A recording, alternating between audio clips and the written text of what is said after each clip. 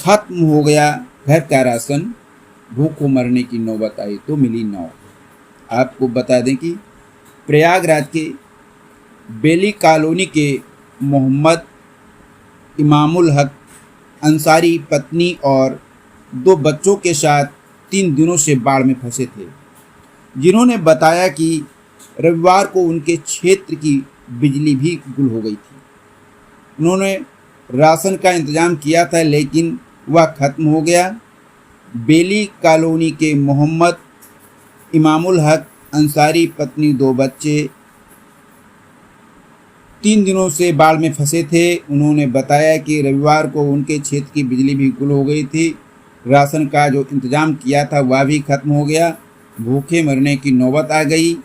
वहां से निकलने के लिए कई बार फ़ोन किया लेकिन सुनवाई नहीं हुई। लगातार प्रयास के बाद सोमवार को नाव मिली। नाव वाले ने 6 लेन पुल के पास छोड़ा। अंसारी का कहना है कि वह नज़दीक में ही कहीं कमरा लेकर रहेंगे। उनका कहना था कि कॉलोनी में कई अन्य लोग भी फंसे हुए हैं। उनमें से कई लोग निकलना चाहते हैं लेकिन नाव नहीं मिल पा रही। सामान छत पर ढककर परिचित के यहाँ ली शरण। उचवा गढ़ी के जयनाथ ने काफ़ी भीतर मकान बनवा रखा है। उनका प्रथम तल पूरी तरह से डूब गया है। सामान छत पर रखकर तिरपाल से ढक लिए हैं। उन्होंने परिवार को ब्लड बैंक के पास एक परिचित के यहाँ छोड़ रखा है। वह सामान देखने के लिए रोजाना किसी तरह से अपने घर जाते हैं और शाम को लौट जाते हैं। पास में ही रहने वाले सुधांशु का कहना है कि जल्द ही परीक्षाएं हैं, छोड़कर भी नहीं जा सकते। बहुत खराब स्थिति है। कमर भर पानी में डूबकर निकलते और किसी तरह से जरूरी सामान का इंतजाम कर रहे हैं। बाढ़ में घर डूबा तो राहत शिविर में ली शरण।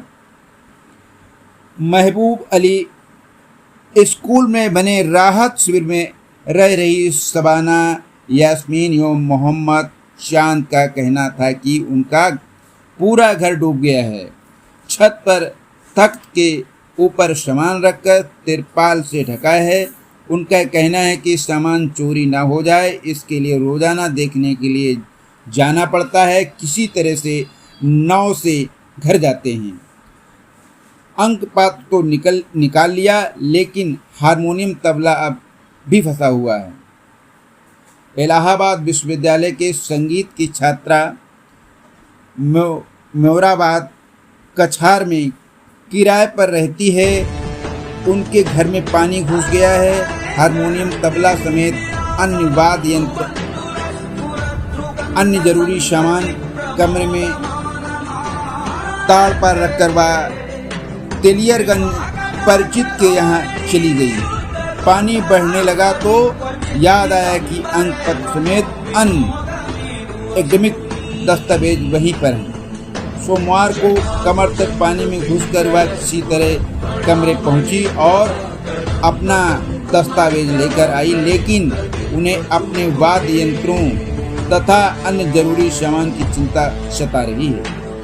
जोखिम में जान छत पर दौड़ा दिए बिजली के तार।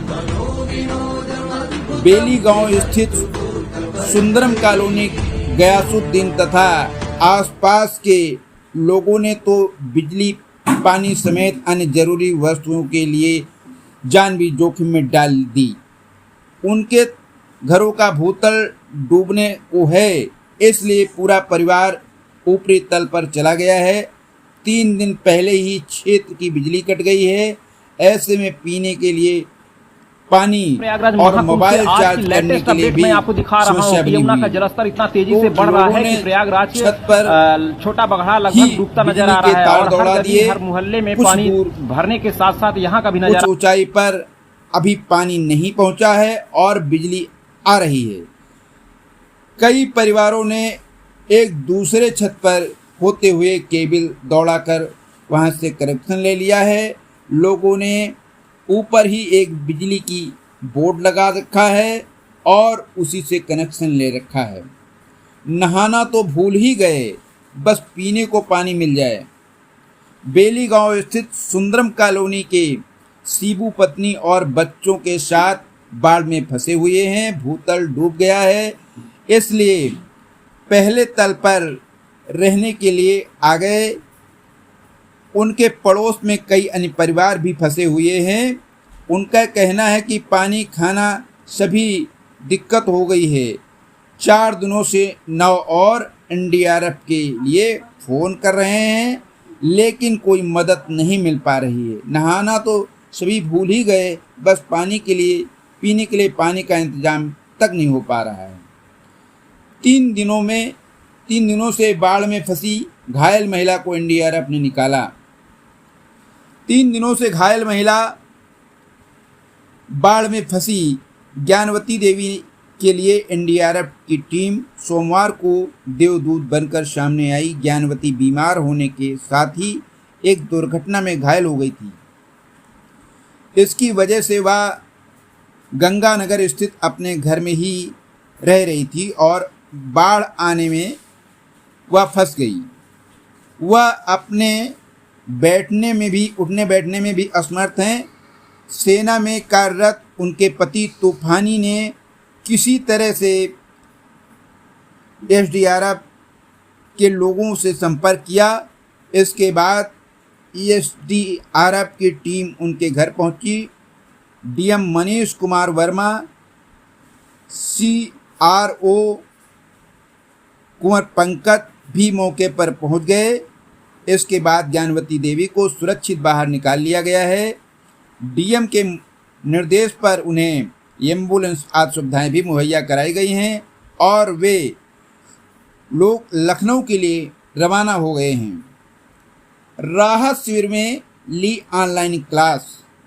बरेली कछार में रहने वाली चंद्रप्रभा के घर में काफ़ी ऊपर तक बाढ़ का पानी पहुंच गया है।